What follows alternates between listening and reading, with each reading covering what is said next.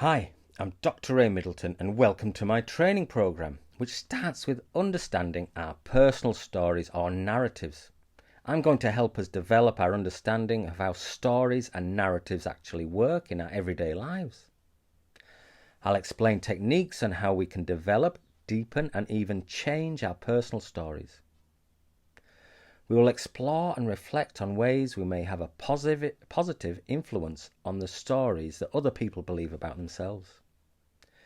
Asking some good questions that help people reflect on their personal life stories is a really effective way to help people. For this course, you will need a pen and some paper to write down your answers to a few simple questions I will ask you as we work through some exercises together. All human beings have personal stories about our journey through life. Our stories change and adapt over the course of our lifetime as we change, don't we? Or the circumstances and situations that we find ourselves in change sometimes. They change, the world changes around us. Or other people and characters we meet on our life journey, the people we meet, that changes as well. So our stories are constantly changing because the world is changing around us as well.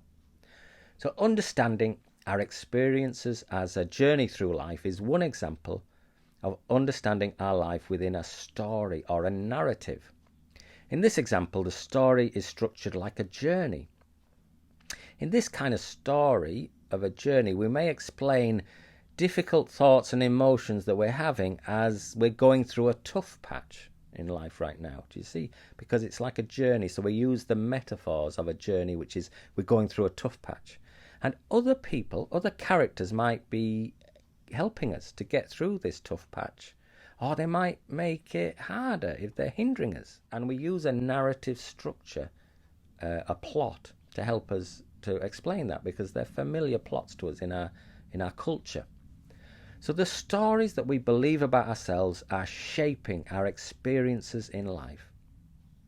We actually have several personal stories going on in our life at any one point in time, at the same time. And we can switch between focusing on different kinds of stories depending on what's going on in our life. We can focus on this one. For example, a typical kind of personal story is a quest narrative where we're trying to achieve some kind of goal. Or quite often we have a need and we're trying to get our need met. And at some point in our life, we might go on a quest to get a job, for example.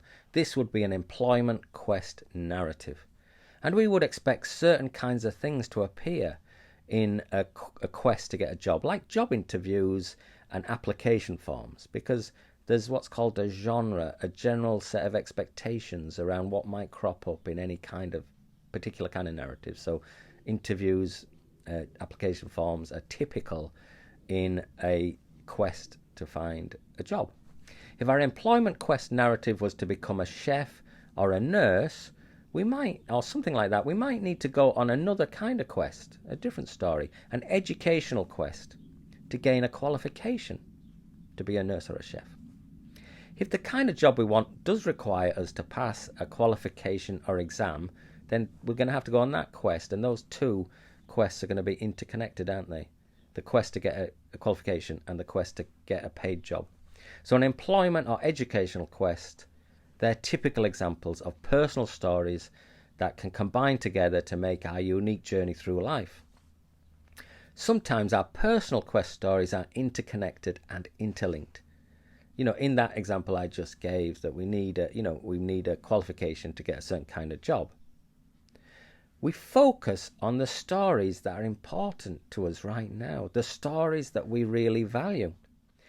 Several different personal stories combine to form and guide our unique journey through life. We may not be interested at all in quests to get jobs or educational quest narratives to pass exams or get an education.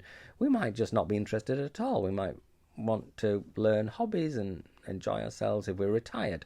But if we're younger, we may be very focused on these kinds of personal stories about trying to get qualifications or exams or jobs.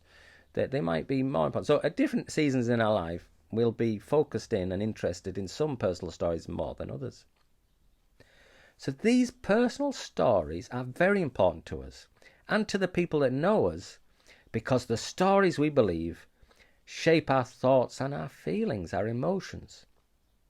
So these personal stories, they are important because they shape how we think and how we feel about ourselves and about other people, and they shape our thoughts and feelings about the world, the society we live in. These stories shape us. Believable stories shape our sense of self, our identity, who we are in this world.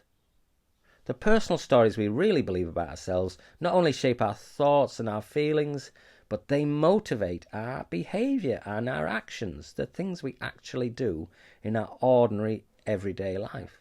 If I imagine myself as the central character in a quest to become a chef and to get a qualification that I need to do, then I start to behave in a certain way. I attend catering college, I sit my exams, so it's affecting my behaviour, seeing myself on a quest to become a chef. I attend a job interview if I'm on a quest to get this kind of job. I may or may not be successful. I may or may not choose to persevere with my quest, but that's where I'm at. So it affects my thoughts, our emotions, our sense of self, our identity, and it motivates our behaviour. And that's really important, because if we're going to build motivation with other people, exploring and finding out what their personal quest stories that they're involved with and helping them build them up will build their motivation to change.